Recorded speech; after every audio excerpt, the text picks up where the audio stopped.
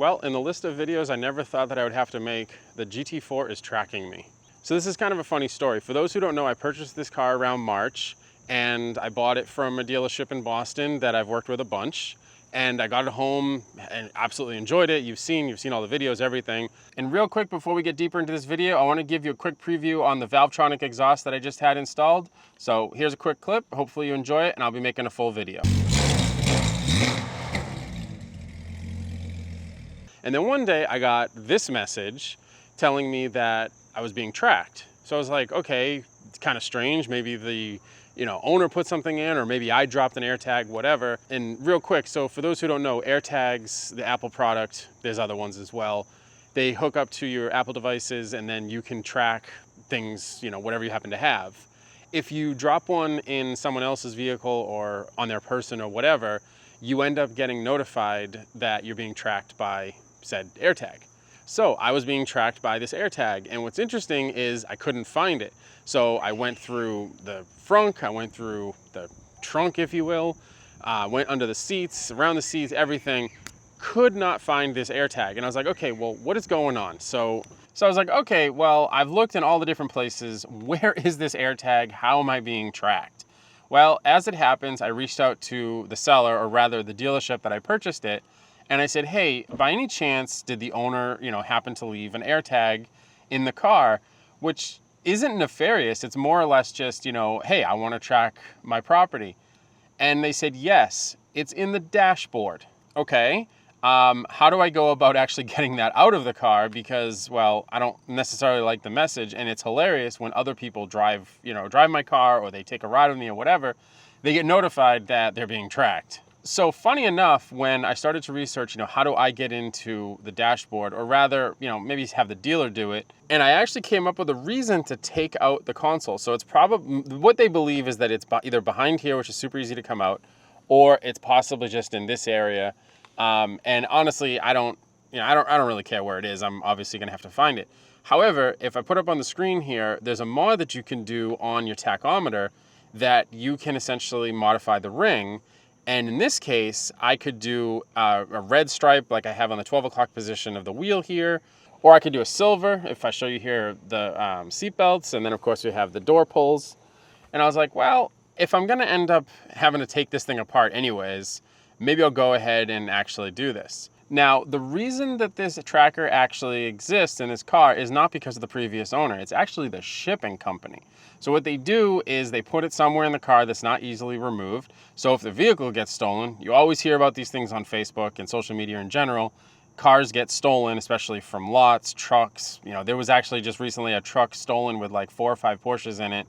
They weren't for sale, they're actually race cars, but same concept, right? They get stolen for all these different reasons. Basically what they do is they put these in here so that they can track the vehicles. They're supposed to take it out, stuff happens, whatever. I could look at it as a real big pain, but like I said, being able to do that mod actually kind of makes it worth it. It's just kind of one of those things where, yeah, my GT4 is literally tracking me right now, or rather the previous owner, not so much, shipping company, being able to track me. Why is this a problem? Well, other than the nuisance of being notified that you're being tracked, they can see where the vehicle is at all times because arguably it's their property as far as the AirTag's concerned.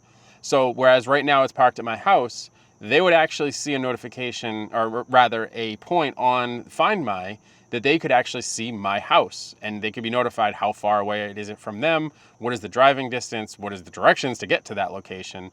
All things you really don't want, especially when it's parked at your house. Now, if for some reason someone were to throw an AirTag in your car to be devious, your iPhone or Android device should actually warn you that there's an unregistered AirTag. And what this means is that it's of course attached to somebody else's account.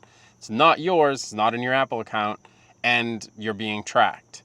So this, of course, was done after AirTag came out because people are using it for nefarious reasons to track people, property, vehicles, all sorts of things. So yeah, in a future video, I'm going to end up taking out the dashboard and modifying it so that I can put the tachometer, put that new faceplate in, and hopefully find the AirTag at the same time. Now, if I never found it, it will die eventually because it's constantly is pinging, so the battery's not going to last forever.